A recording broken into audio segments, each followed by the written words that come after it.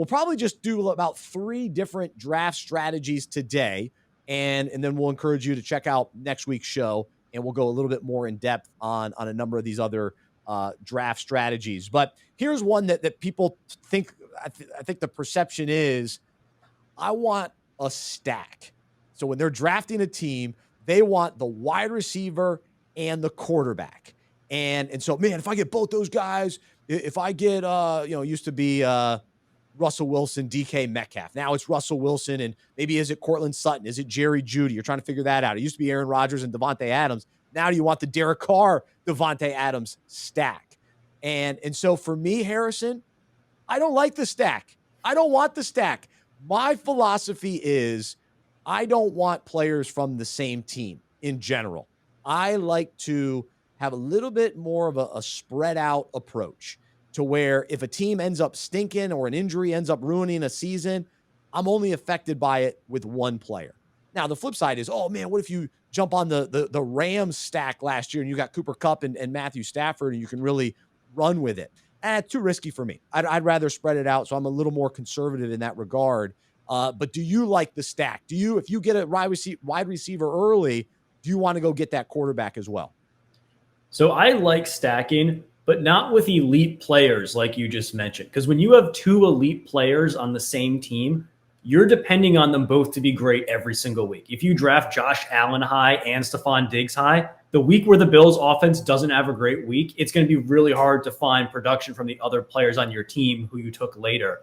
But I like stacking QBs and tight ends, because tight ends are a really volatile position where pretty much if your tight end catches a touchdown, it's a good week. If he doesn't catch a touchdown, it's not a good week. So taking a good tight end with then, a later round quarterback to balance out the production a little bit and cap the floor of the tight end, I think is a great strategy. So I look at guys like Kittle with Trey Lance, Waller with taking Derek Carr late, Goddard and Hurts, or taking a great quarterback like Russell Wilson and then maybe a breakout tight end like Albert O, where you're getting him late. So if he has a bad week in your lineup, you have stud receivers, you have stud running backs to help carry the load if that team underperforms that week. And I also like taking elite quarterbacks with a very streaky wide receiver 2 or 3.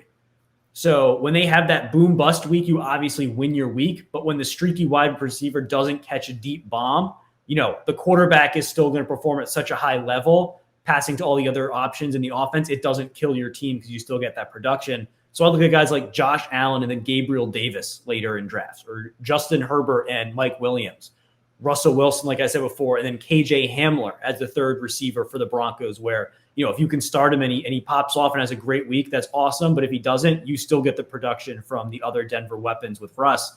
And then you mentioned before, I love Stafford and Allen Robinson this year. We know Stafford's going to target Kupp a lot, which is going to be a baseline of solid points for Stafford. But the weeks where Allen Robinson starts torching guys on the other side of the field, and you have a big Stafford game and a big Robinson game on the same week, you're pretty much going to win your week in fantasy, And if Robinson doesn't have a great game, he's only the wide receiver 3 on your team. So you hope that the other guys on your team can make up for his poor performance. So I like some of those strategies, and I guess where I could land comfortably, sort of in the middle, I guess, to say, I don't want any of the same players. I don't want 2 starters, I guess. So if I have a starting wide receiver that I'm counting on to be a wide receiver 1 or 2 in my lineup, and then I had a backup running back from that same team, or even a backup quarterback, then a backup on my fantasy team, that would be okay.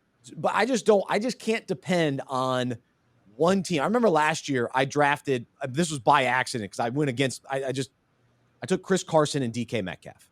That did not go well for me.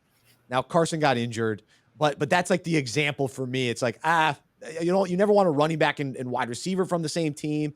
And if things go south with that team, you definitely don't want to be all in on that wrong team. So I agree. You definitely don't want guys that are going to compete against each other for points, like a running back, a wide receiver, a quarterback, running back, or even wide receiver. People who would stack wide receivers on a team, you're crazy. Because then you're rooting for one guy to score, then you're rooting for the other guy to score. It's just a mess. Don't stack players who are going to compete against each other. Get guys who complement each other.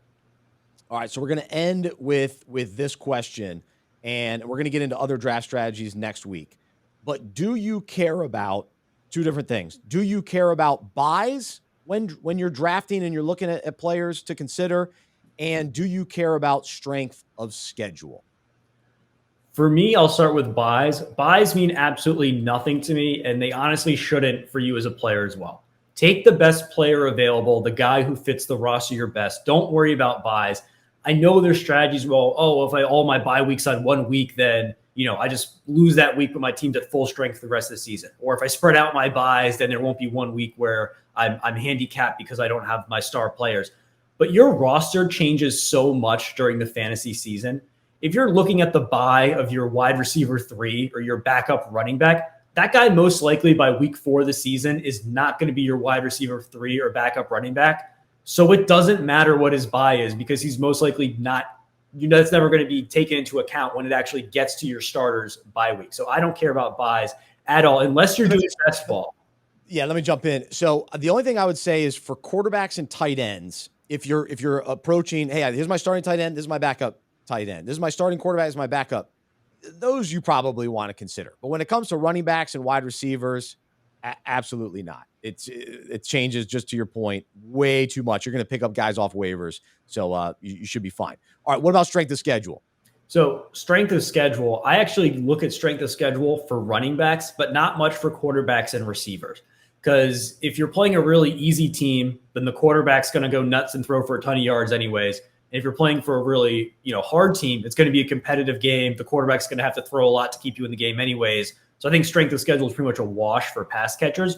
But for running backs, if a running back has a really easy strength of schedule, that's great because when it gets to the third, fourth quarter and the team's up by 14, 20 points, that running back's going to get a ton of carries in the fourth quarter, just milking the clock the entire time. So I think running back is extremely important, but not so much for anyone else.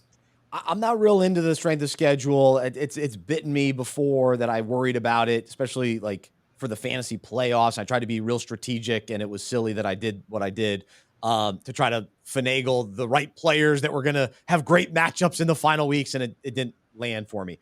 Now, I will say I do care about divisions. Like if I know that this running back has to go up against 3 tough teams in the division, like you always expect the AFC North to always have good defenses. The Steelers, the Ravens, the Browns, even the Bengals now have a pretty good defense. So maybe I'm hesitant, to consider a running back in that situation, or take a look maybe at what's everybody's secondary look like in that division, because I know they're going to play those teams multiple times.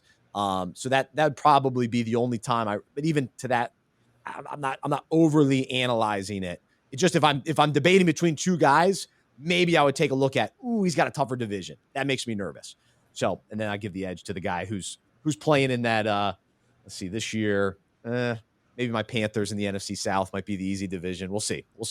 All right, Harrison. Well, we're going to stop there. And next week you'll want to come back because we'll talk about tier-based drafting. We'll talk about 0 running backs, 0 wide receivers. What does that mean? What does that look like? And the age-old question, do you handcuff or not handcuff when it comes to fantasy running backs? I'm passionate about this topic. So tune in next Tuesday for another edition of the Fantasy Football Fellowship podcast presented by Medi-Share.